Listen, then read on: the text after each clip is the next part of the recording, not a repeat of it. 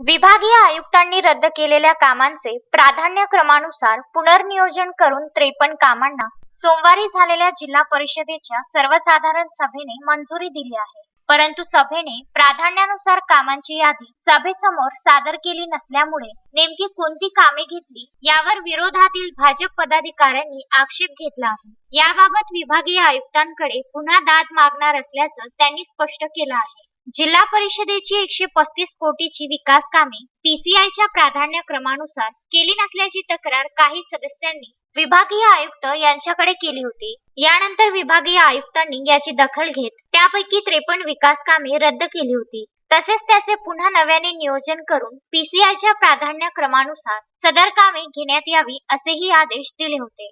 सोमवारी झालेल्या जिल्हा परिषदेच्या सर्वसाधारण सभेदरम्यान 53 कामांचे नव्याने नियोजन करून या कामांना सर्वानुमते मंजुरात देण्यात आली. सर्वसाधारण सभेदरम्यान त्या 53 कामांची कुठलीही यादी बैठकीमध्ये सादर करण्यात आली नाही. त्यामुळे नेमकी कोणती कामे घेतली आहे याबाबत सदस्यांना कुठलीही माहिती नसल्याचा आरोप विरोधी पक्षनेता रवींद्र मुंदे यांनी केला आहे.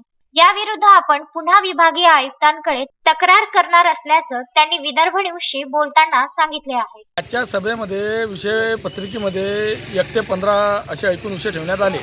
त्यापैकी माननीय विभागीय आयुक्ताकडून 53 कामं जी रद्द झाली त्या 53 कामांचे विषय क्रमांक 11, 12, 13, 30, 54, 50, 54 सन 2020, 21, 22 मधील जी रद्द कामं झालेली होती ती रद्द कामाचं पुन्हा आजच्या सभेमध्ये त्याचं नियोजन होतं. परंतु नियोजन करत असताना 3 सप्टेंबर 2016च्या शासन निर्णयानुसार पीसीआय प्राधान्यक्रमानुसारची कामाची यादी आजच्या सभागृहामध्ये मंजूर करायच्या कामाची यादी आजच्या सभागृहामध्ये ठेवायला पाहिजे होती. पण आजच्या सभागृहामध्ये ती यादी ठेवल्या गेलेली नाही.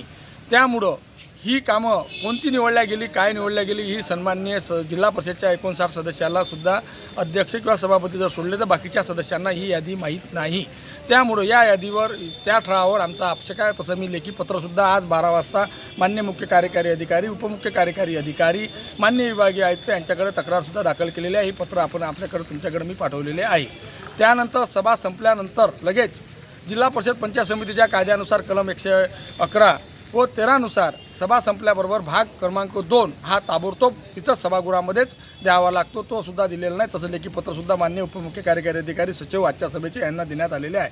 ही जर माहिती आज आम्हाला दिली नाही तर पुन्हा आम्ही माननीय विभागीय आयुक्ताकडे पुन्हा या कामाची तक्रार टाकू आणि शासन निर्णयाप्रमाणे ज्या अमरावती जिल्ह्यातील ज्या गावावर अन्याय झालेला आहे त्या गावालाच ती कामं मंजूर झाली पाहिजे.